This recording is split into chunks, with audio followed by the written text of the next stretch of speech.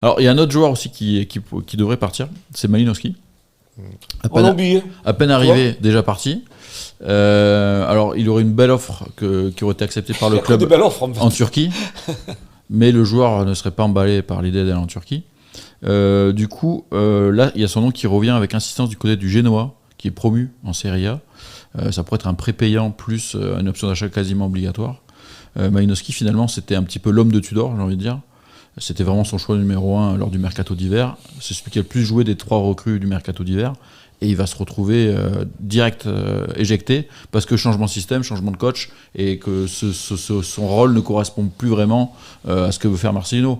Tu comprends cette gestion, mais c'est du court terme en fait sur ces joueurs. En fait, les coachs arrivent avec des idées préconçues. Et est-ce qu'ils connaissent vraiment le profil du joueur, son état d'esprit? Maintenant, il y a des milliers de joueurs partout dans le monde. À moins d'avoir... Bien sûr, on peut aller sur les datas, se renseigner, savoir qu'est-ce qu'il a fait. Bon.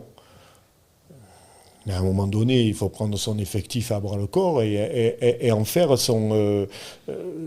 comment dire, sa matière, quoi, sa chose. On peut ne pas avoir quelquefois des acquaintances avec certains joueurs, mais à un moment donné, essaye de l'exploiter, essaye de lui donner quelque chose. Tu vas avoir des surprises peut-être.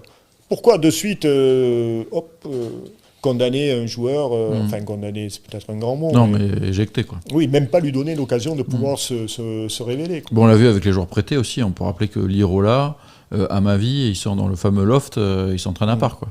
Donc il y a un nombre de joueurs qui se font éjecter, c'est assez incroyable.